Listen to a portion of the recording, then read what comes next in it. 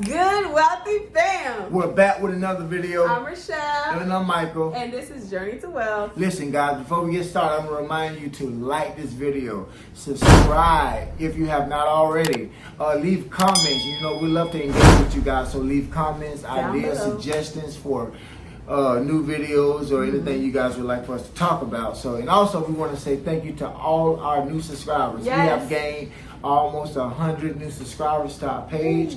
So we really appreciate y'all, man. We're almost at the 300 mark. Listen, guys, when we get to 300 subscribers, we're going to do a real small giveaway. Yeah, so, that'd be cool. You know what I mean? And then as we rise up and get subscribers and meeting our goals concerning our YouTube page, we'll be giving away more. Again, we say thank you guys for joining us. Yes. Okay, so today's video, we have an announcement. So let's get into our video.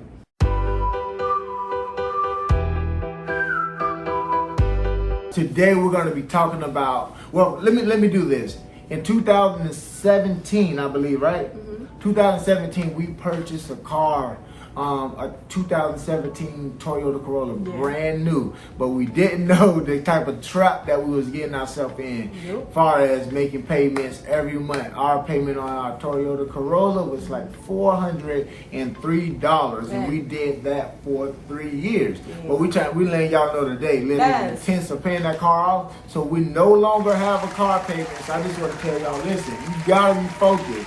We feel so liberated and so free in the area of our finances concerning our car. And guess what?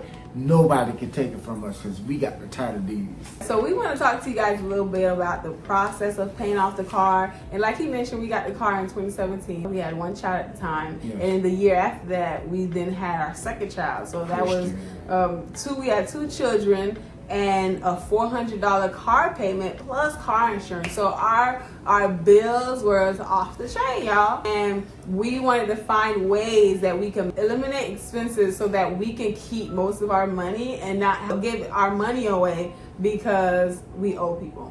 Right, because we thought it was just budgeting and with the income that was bringing in, we're like, if we budget, we can do better. But it came down to the point that it was not about budgeting. It was about the money that was going out. It was a money issue. Yeah, we literally sat down and we budgeted. We listed the money that was coming in and we subtracted that with our expenses, and we was like, wow, we have to do something about this. Because it didn't make sense. You literally pull back or you budgeted. We budgeted everything, but yet it was like it's still not adding up. So we started assessing the situation. What's taking the bulk of our money? Of course, your rent that's a pretty big expense, your mortgage or whatever it is. For us, it was rent. So we know that's the bulk of that's a nice chunk of our income for our living, our shelter.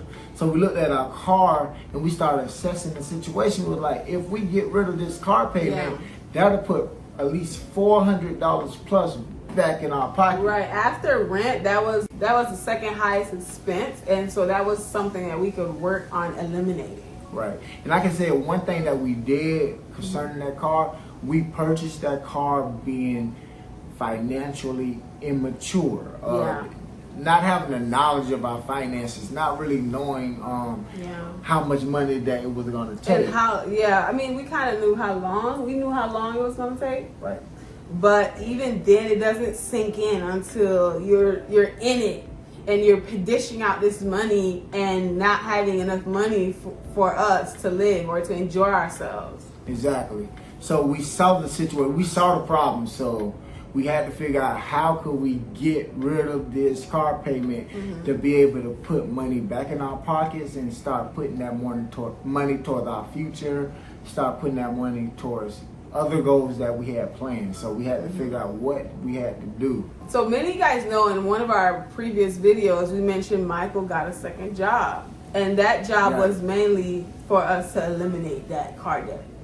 Had to, because you got to think about it. If we didn't have enough money after we paying the car payment, we didn't have enough money to put down extra. So therefore, there was a problem. So with that problem, I had to go get a job delivering pizza. And the pizza kind of financed our freedom. That's right. I said finance our financial freedom. Because all of the money that we got off of, well, it's us. I was delivering pizza, but it's all ours. So all the money that I got from delivering pizza, we threw it at the car. those were one of the streams of income that came in was demolish the car payment. So the money we was getting for the pizza job, we made sure, you guys know we've been doing these baby steps. We made them our own, and we wanted to first get $1,000 in our bank account. Right. I believe that wasn't enough for us, and we decided to do $2,000. I'm not Right. really sure. That's But we decided to save a good chunk of money first, and then we were able to attack the car debt. Right. And working at pizza place, I have to say, as much as I wanted to finish 2020 paying off the car, we didn't make it by the end of 2020. Yeah. But what month was it that we paid I off? believe it was like January or February. I think it was February. And can we be transparent with the people? Yeah. Like, I was working the pizza job. We saved money down in our account for our emergency fund. The first $1,000. Of course, the Lord has been good in that area, so He's kind of multiplied that. But we also understood that the pizza job, you can't do it forever.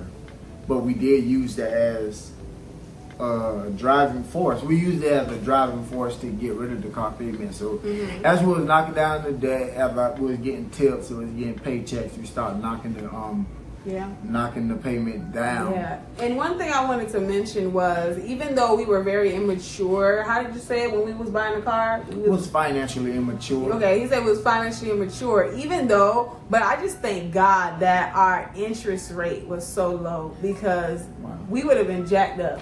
Right. Because we didn't even know, did we know better? No, we didn't know better, but that was God. Yeah, when we got the car, our credit was pretty decent, and plus when you go buy a newer car, they kind of give you a lower interest rate anyway. I believe our interest rate was around like 4.1 or 4.3. Yeah. Meaning, you want to explain No, that? you go. All right, cool. So meaning when we were making our payments every month, a lot of our cash was going to the principal balance. And we saw it decreasing. It was very motivating, because every time we would post a number, by the time the new statement came out, we seen a lot of it come down. Exactly. But it still wasn't going down fast enough. Ooh. So after we got the pizza job, we was attacking, we were gazelle intense, knocking down the car payment, because we know that it was eating up, taking away our money. So after that, then the pandemic happened. I'm gonna be real, we'll be transparent. Yeah. The pandemic happened. They started sending out these stimulus checks. Yeah.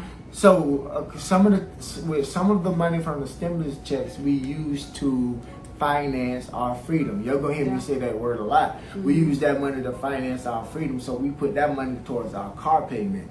Yeah, and it was literally like one, right? I think we did one or maybe 1.5. I know we actually needed the resources of the first one, to get us through the pandemic. Everything was new, and you were out of work at that time. With your business.